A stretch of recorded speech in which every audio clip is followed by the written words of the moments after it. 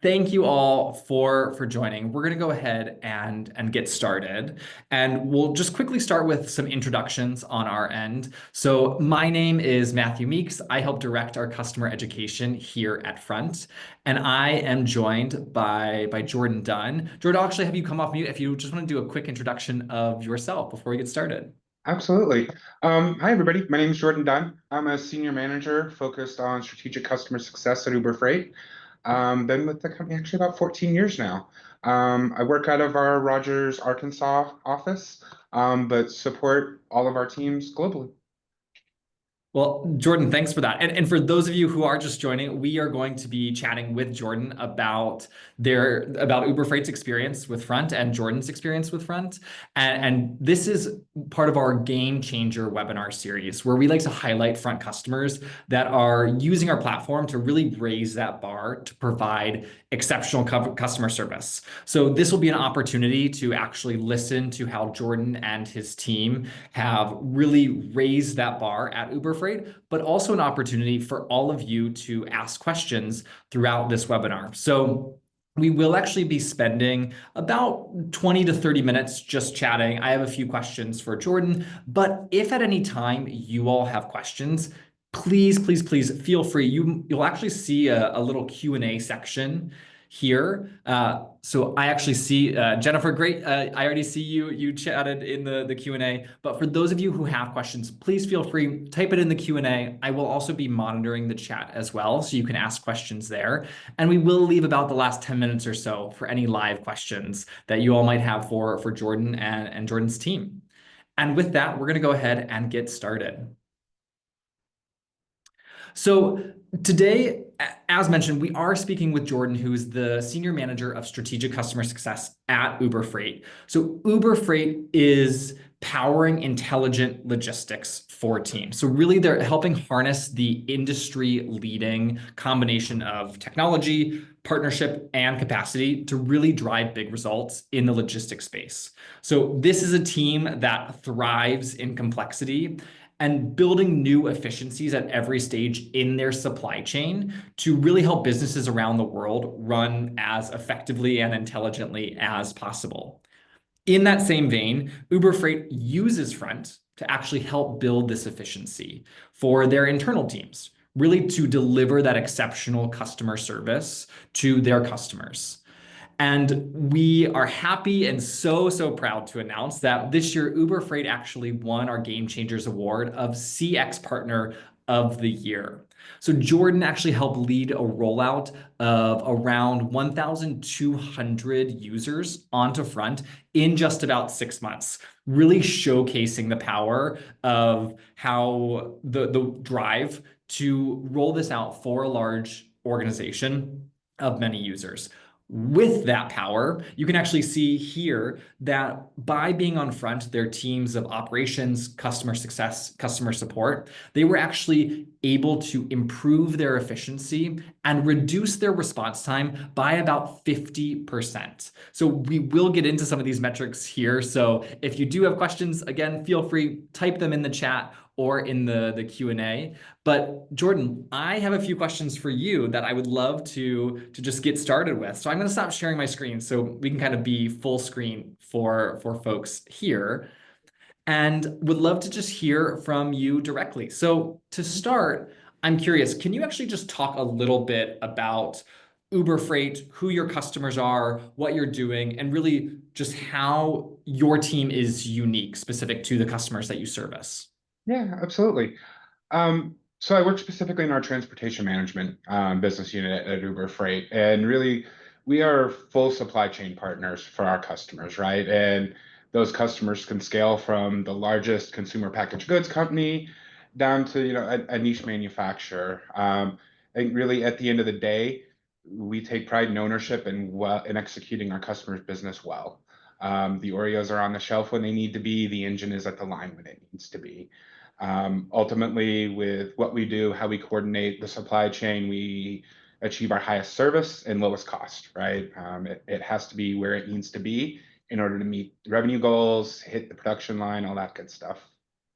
Oh, great. And curious, anyone here attending, let us know if you're also in the logistics space as well.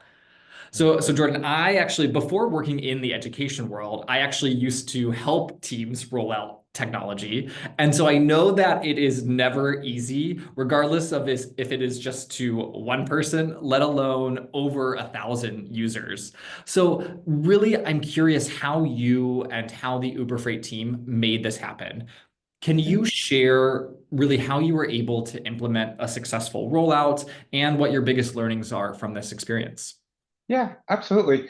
I mean, obviously, first step was looking at what's available in the space compared against our timeline. We had a fairly aggressive timeline, really 3 to 4 weeks to get a proof of concept up and running that Oh, would support our teams. We obviously looked at Outlook. That's our platform. We are a Microsoft shop, and the shared inbox experience can be lacking there, right? We took a look at Zendesk. They're one of our other partners. The implementation timeline was difficult, to say the least, as well as the resource investment that would be needed. So we ultimately looked at kind of the core of what we were trying to solve for immediately, which worked out to actually about 250-ish okay. folks. And we ran a pilot.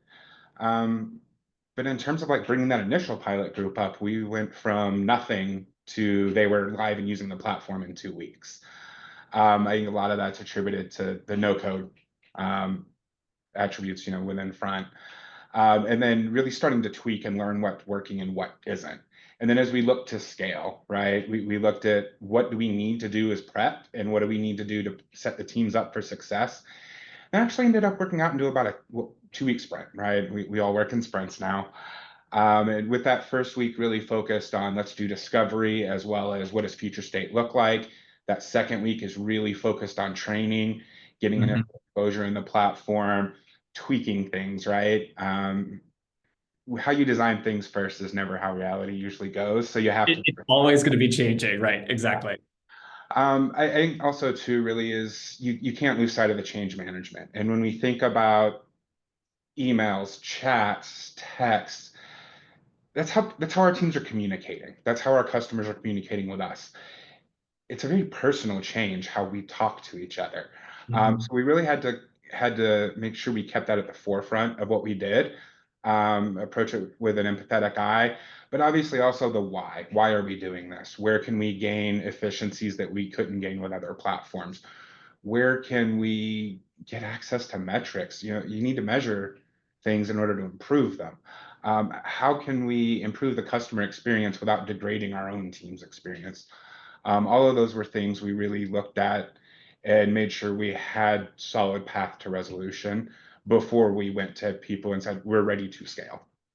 Right. So basically we went from like 250, 300 pilot, really saw success. I'm curious, what were those specific success criteria that you had in mind to be able to say, yes, we are going to roll this out to the much larger team? Yeah, I think the big one for us was efficiency of the platform first and foremost. We were really taking a look at how we operated, and we needed our teams to be able to very quickly work in different inboxes with different functions. So obviously efficiency, right? I can't go hire more people because I degraded our efficiency. Mhm, mhm. Um, but really, it is that still, I always circle back to the customer experience. What is that like? And so, obviously, response time. Now, you have to be careful with response time because just replying to reply is not a great thing. Yeah. I've gotten that a time or two when I've been chatting with somebody about something I bought from somewhere, right? So it is that balance between making sure we're getting back to our customers in a timely manner, and where we can't close it out, there is that acknowledgement component. Mhm, We all like to know that we've at least been heard and have an understanding of what's coming next. mhm. And so Front lets us really measure how we're doing there and then take it a step further, look at some of the quality, the sentiment of how it's going, and actually look at how maybe we're training our people. Or we'll look inwardly and do we have the solution designed properly, be it in front, be it in our proprietary systems. And based on metrics, based on input, you're going to do a mix of quantitative, qualitative. You can make adjustments almost on the fly. Yeah. So it sounds like, we had this pilot, we started to see success. We realized we're going to roll this out to a much larger group. One of the terms you mentioned a little bit earlier was this idea of like the no code interface. I'm curious if you can maybe touch a little bit more on that and anything else that really helped speed up this speed of implementation, if you Yeah. will, to roll out to that much larger group. Yeah, I think I stole my own thunder a touch earlier, but a future state design usually never matches the reality. You're close, but there's always going to be edge cases. There's always going to be you walk past each other in language. The no code really lets us react like within a minute. You combine that with the breadcrumbs, and I can see what drove what action. Very quickly, you know what caused it, so root cause taken care of, Mhm. probably know how to fix it. And if you don't, you've got the support team at front, launch, team members, solution engineers to backstop you. But like between the learnings that are available before we go live, as well as just experience of using it, we don't find ourselves leaning on the teams too often. The app usually's got it available. Um, yeah, and then I think rules that kind of let us get there, right? We are big fans of move rules. Okay. Um, Tell me a little bit more. yeah. So you think about, hey, I get an email from a customer, I need this. Cool, there's a team responsible for this. Generally, you're gonna reply all and add them, and I've now generated another email.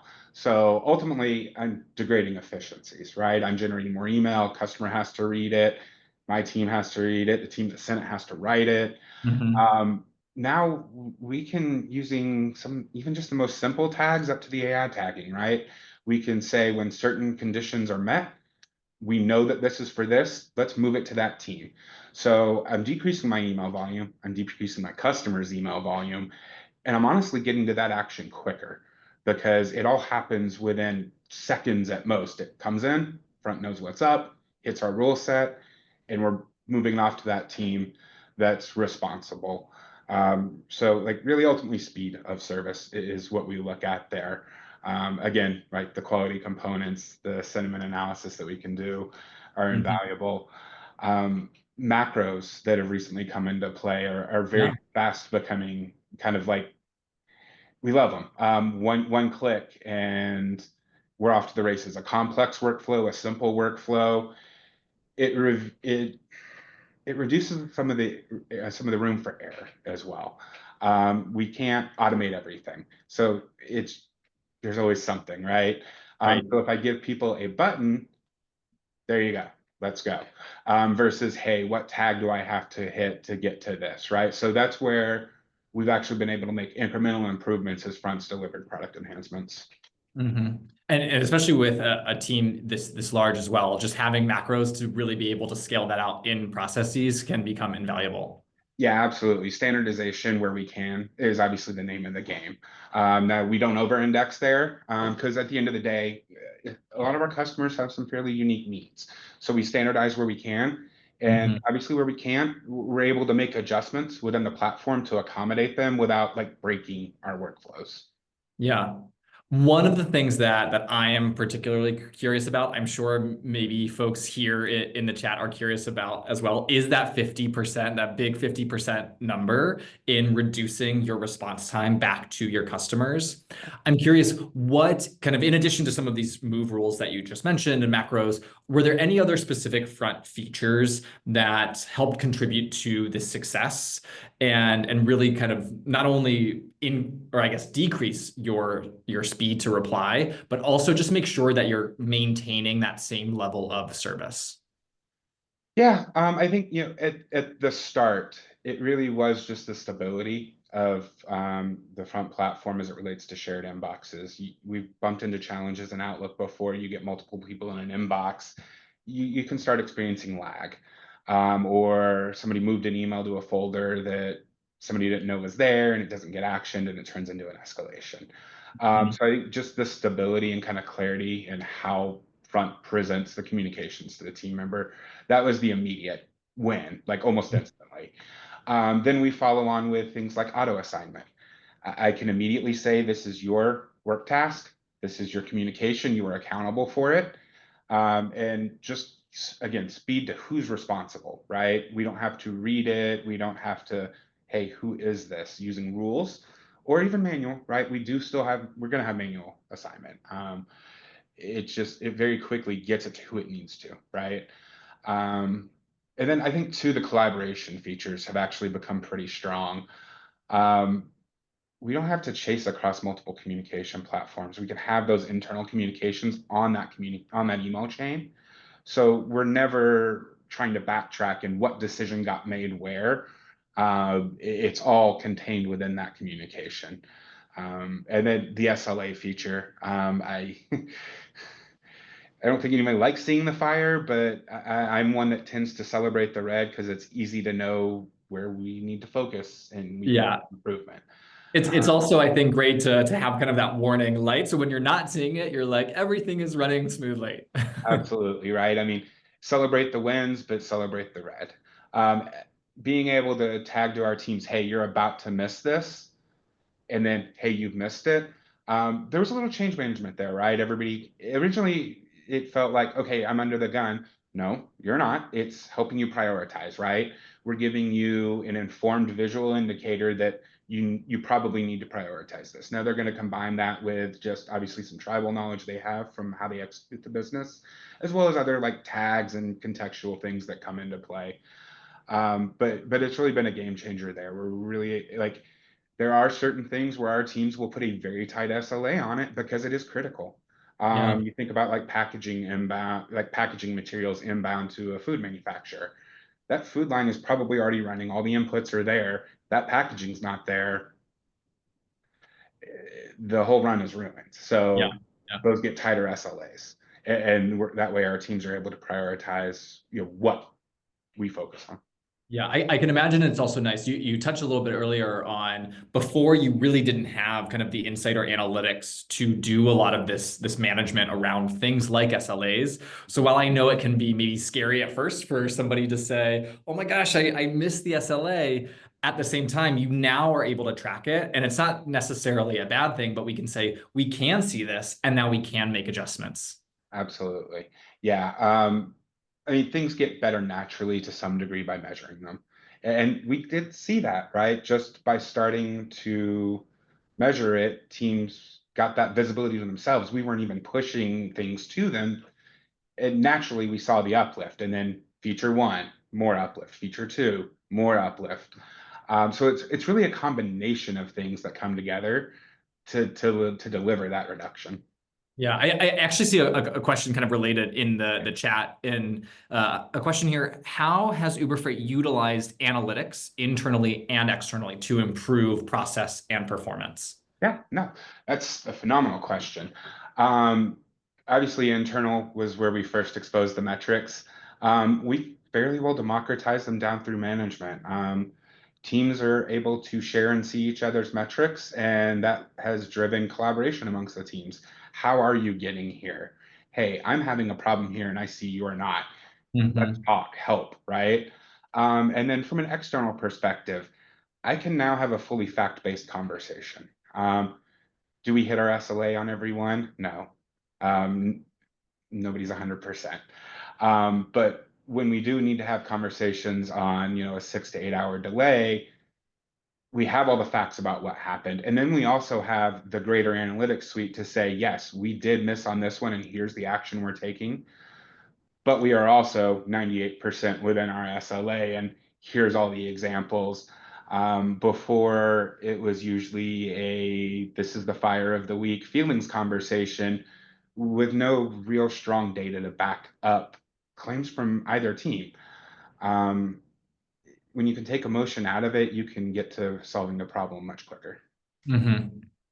One of in addition to analytics, I think one of the other things that really excites customers in the switch to front is the ability to really roll out that AI and automation that front has with really their day-to-day efficiency. So I know that it's relatively new to the world. Front is doing a lot in the ways of AI, building that into workflows. I'm curious if at all Uber Freight has used AI to change the way that your teams are handling communication internally, or I guess externally? Yeah, both really, right? From day one, our teams have latched on to AI Summarize. It it it is a game changer, and yeah, it's other platforms have it. Front was the first platform we looked at that had it, right? And we are talking significant time savings even for managers, right? Which is really where we thought our initial use case would be. Mhm. Managers are typically going to field an escalation, and how long does it take to read like a 10 plus message email chain to really get caught up? And then, oh wait, our teams are having a discussion in Teams, and then they're talking with the customer on Slack. And I'm going through all these different things, trying to build a chain of events. Well, now the conversations have come out of Teams, they exist on the conversations in front. And what could take 10 plus minutes to get caught up along with asking questions, I now have a summary ready to go. I can read it. It hits the highlights. You think about even just risk reduction, 10 email chains, you miss one important line in three messages deep. The AI usually catches it. The AI is actually really good, we found, at picking up on the important things within a thread. Um, so that one is actually, like I said, we thought it was a manager only use case, which they have 10, 15 minutes saved when you get an escalation, give or take, but our frontline are actually using it too, like extensively. It's actually helping increase that quality and speed, right? So like we've talked about, they get a quick summary what's happening. If they need to dig, they know where to go to dig. But we're able to get out faster with greater understanding of what's happening and what we need to do next. Yeah. AI tagging, we are really starting to dive in here. Our intermodal division that's just coming up on front, they are leaning in very heavily. They don't know a world without AI tagging, which I envy them. The continuous training on the model has been a massive help, right? You do your initial training, 10 messages, yes, good. That continuous, and then that also gives like our frontliner, our managers, it gives them a feel and let them, tailor it to their specific business, which is paying dividends. The sentiment analysis too, that kind of AI tagging and then sentiment analysis, they come Yeah. Yeah. out, right? We started that with our SaaS team actually.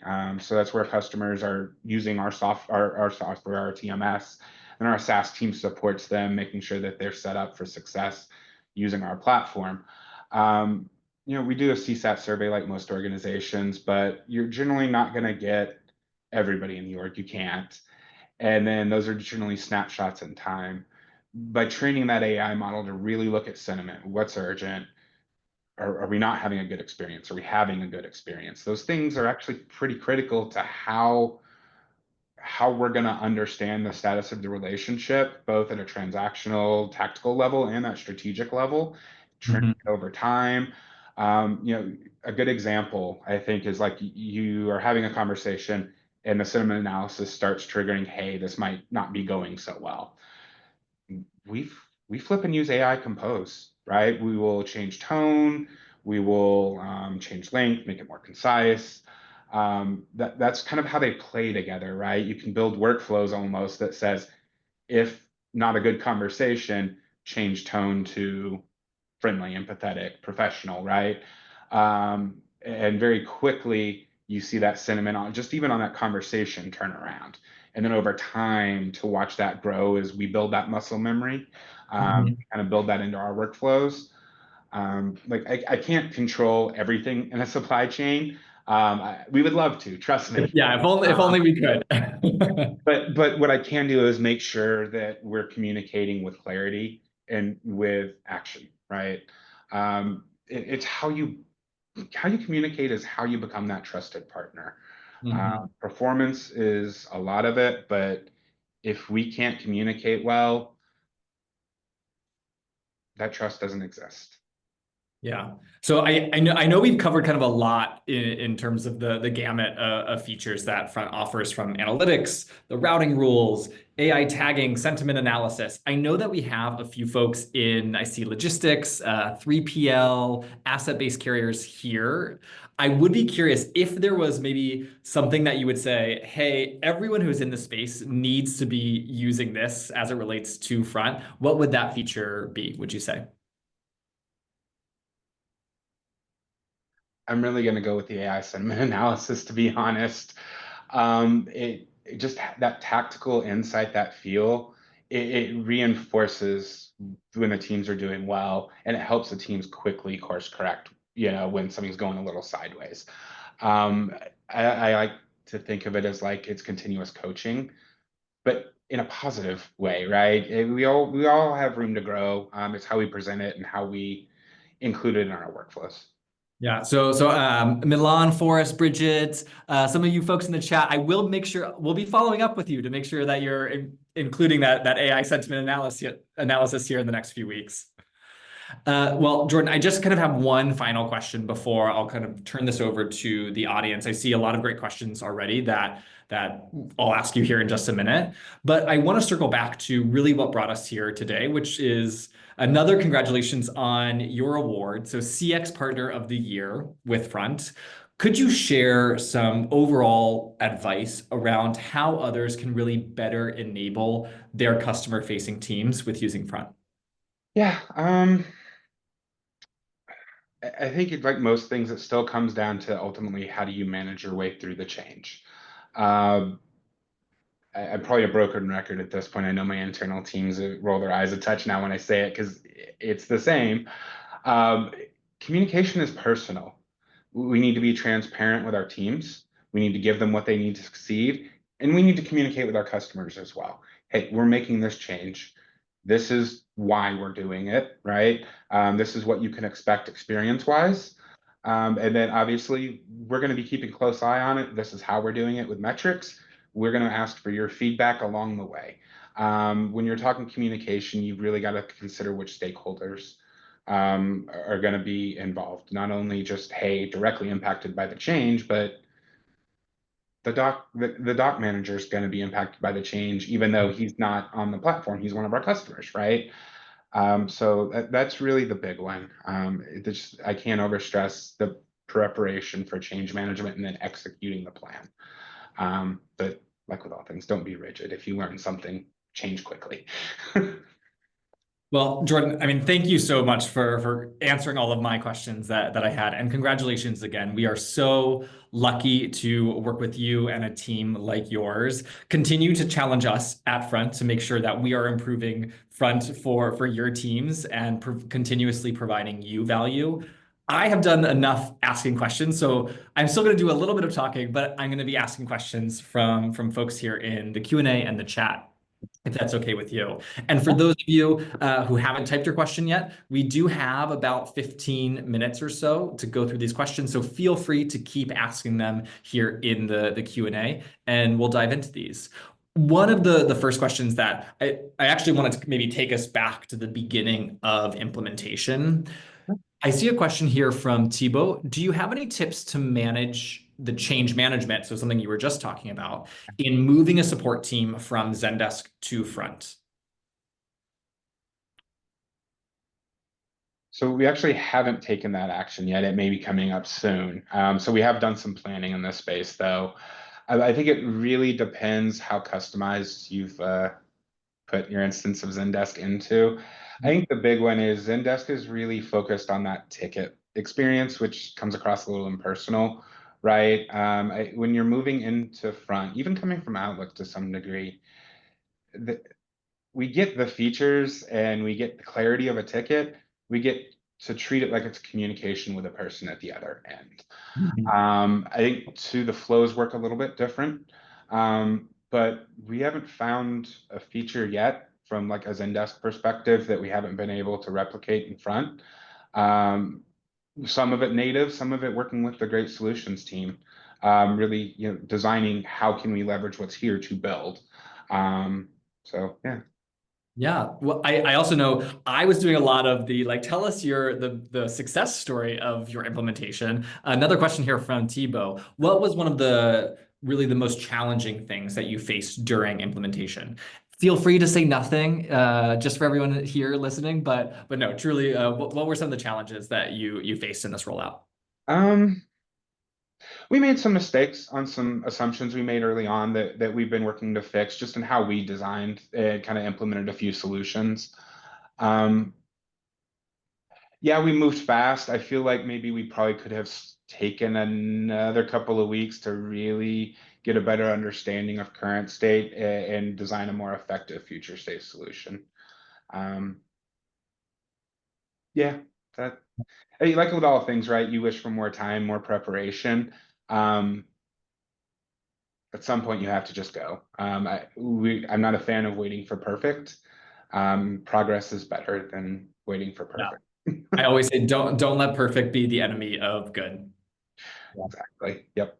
I see a question here from Jennifer, who is just curious. Can you maybe talk about the specific different teams that you have Mhm. at Uber Freight that are on front? So I know, and I think on the slide we had operations, customer success, customer support. Are there any other teams that are currently on, like billing, procurement, et cetera? Yeah. So we do have one of our procurement teams operating in front. One of our brokerage teams is operating in front. Actually, their entire front and back office operation is moving onto the platform as we speak. A few of our corporate support teams are also on the platform.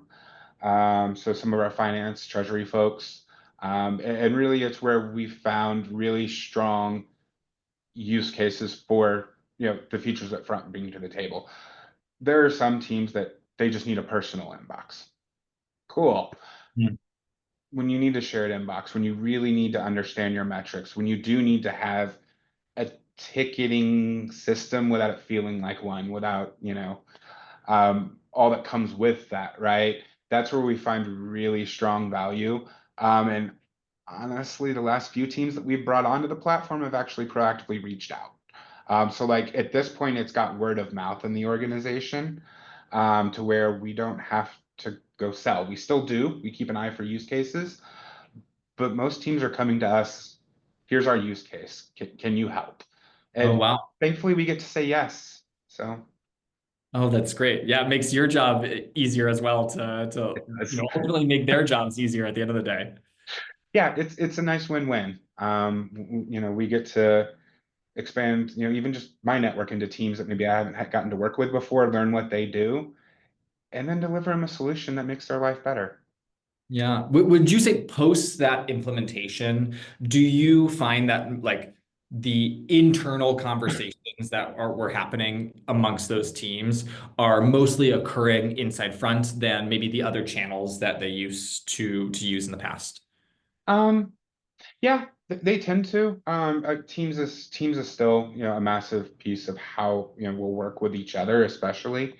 But really, when you start getting into like the externals and things like that, it does become a little bit harder to work through some of those platforms.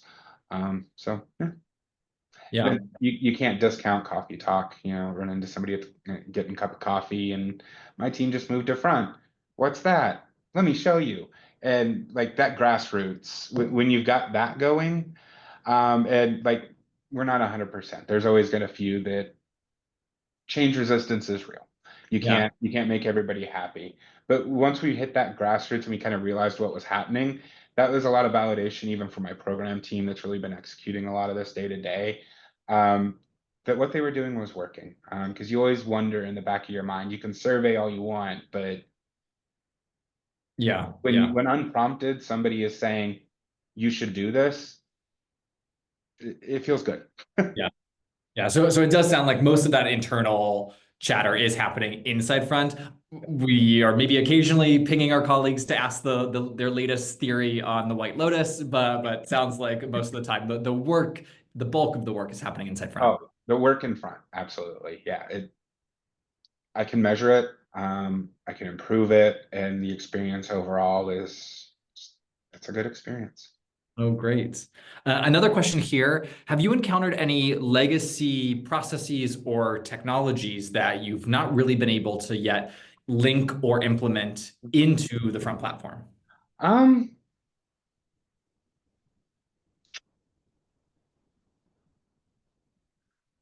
Not that we haven't been not able to. We've had to make changes, or we've had to.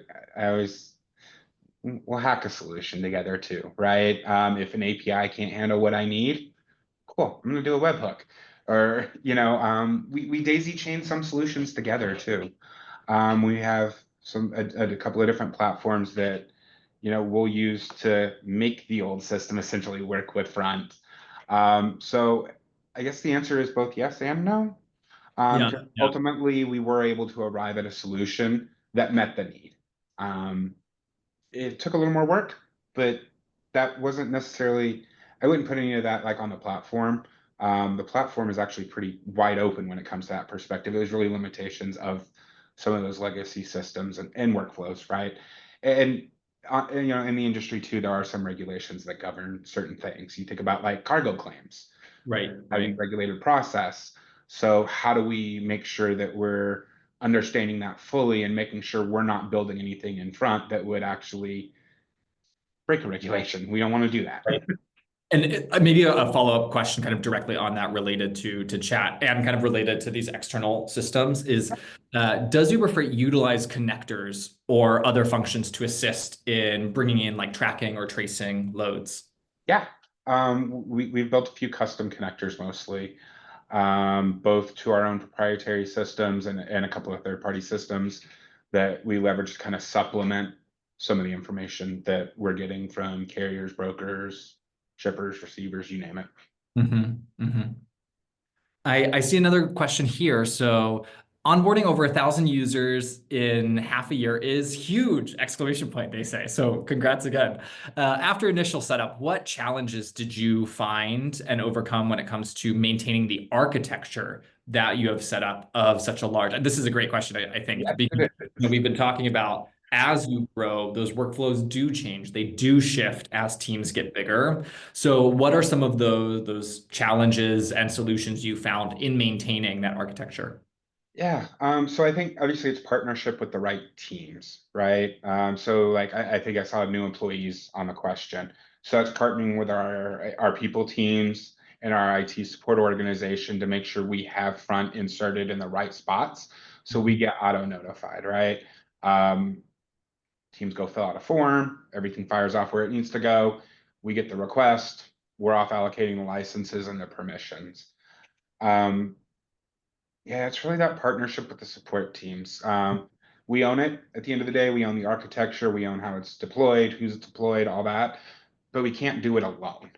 Um, we have to have the support of those teams to obviously drive forward, especially to their point, right? 1,000 users in 6 months. That's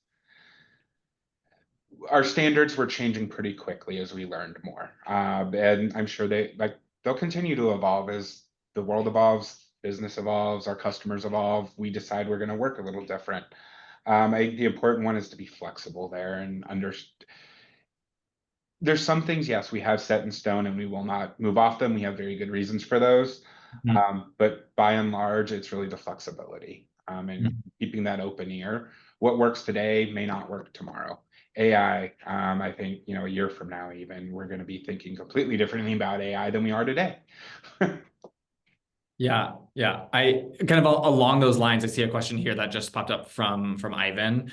Do you have any recommendations to ensure sustainable front handoff, like back to IT or kind of back to that maybe if your business has like internal support, and so some context that Ivan has given us is they have around 400 users, have a dedicated internal IT support team with kind of 10, 11 folks and one person leading it. How do you manage, who is responsible for the setup versus the maintenance versus the continued setup at Uber Freight? Yeah, so I actually have a small program management team that owns like the day-to-day with Front, as well as, you know, some of the strategic initiatives. So we're really kind of the face to the organization. Our IT teams, we really lean on them more for that back-end support because we're connecting into our Office 365 environment. Mhm, mhm. We need their partnership to make sure our single sign-on is active and that, you know, when somebody terminates, we block all that good stuff. Um, that's how we've approached it. It really is a business-owned tool that the other teams support. And we found like having it be that business-owned tool where we can be a little more flexible. We're also closer to the business, so we are quicker to generally understand what might be happening as well. Mhm. Another question here, based on whether or not your team are using certain capabilities. Have you all interacted or used the CSAT functionality inside Front? Yeah, we've taken a look at it a few times. We have not enabled it yet. We have a couple of parts of our business we're considering looking at it. Um, some good reasons, some other reasons. I do anticipate we'll probably be starting to leverage it in some pockets of our business, roughly Q3, Q4. We're just really taking a look. Really, the AI sentiment analysis has kind of taken over the need for that to a degree, but at the same time, AIs are still learning, and they will be, and they'll never be 100%. So are there certain teams where that doesn't make sense and that more, human in the loop feedback, let's call it that, when we're talking Yeah. AI, right? It is actually probably going to be a little more valuable. It's really just kind of understanding where those two intersect, Mhm. and is one truly going to give me a more clear understanding of what's happening than another. Yeah, speaking from kind of my own experience working with many different customers, I think since rolling out the sentiment analysis, what we are seeing a lot of are folks adopting that very quickly to just learn how our customers interacting, kind of having that secondary picture. And then after feeling comfortable with that, they are doing that CSAT rollout to really dive maybe a layer deeper in that coaching, that enablement with their teams. You pretty much nailed it for our approach. Yeah. Yeah, I am curious, and actually another question here in the chat. Yeah. With thinking about that enablement, what reporting or dashboards or signals are you using for your team internally to really like think through how you can provide that best-in-class service? Yeah. Um, the team performance dashboard has actually been pretty critical for our management teams. It's helped them understand better than they ever have before when are the true hotspots from like an I'm actually interacting with a carrier, a shipper, a receiver, you take it, right? Um, and it's informed staffing models. Like, are we going to adjust the shift to be later? Because yeah, cool, the bulk of the work is done for Central. Cool. The communications keep going until 6. Yeah. I can very clearly visualize that. When we think about even forecasting, we now have historical data that says, I'm going to have a lot more communication during these weeks. I need to forecast some overtime for my teams here. We never had that before. Mhm. So if we think about just how we're taking that data and informing our own internal business. And then there's the fun question of what is in all the emails that you get once in a while, right? Now that we know for 20 million emails a quarter, cool, what's in them, right? And so that's where like AI tagging and even just tagging by rules and then bringing some of the sentiment analysis with it, you start trending those different things. It's informed our product development for our TMS. It's informed, our priorities for how we're going to deploy things with front. We may have been planning on rolling, hey, let's go to this team and give them some macros, and then we get to looking at the data and it's like, we should actually be looking at this team about SLA, right? So it's able to inform both how we, think about and manage front, and then how we think about and ultimately build up our own systems. Yeah. Well, Jordan, I know that there are still many more questions, but I know that we are at time, and you've already taken out so much time of your day to share these wonderful and valuable insights with all of us. So first of all, thank you and congratulations again. We are truly so excited to continue our partnership and continue to grow it and make sure that we are really helping that efficiency for your team. I want to thank everyone here for attending. This is all the time that we have. If you do have, I know we weren't able to answer all the questions. If you do have further questions that we can help with, feel free to always just reach us at education@front.com, and we'll get back to you very shortly with answers to your questions. I know that I saw some kind of generally about front topics or examples of how some of these other folks might use front. But Jordan, thank you again so much for your time. It's been a pleasure getting to know you and to work with you, and hope that you have a wonderful rest of your day. Thanks. You too. It's been a pleasure. Thanks, everyone. Bye.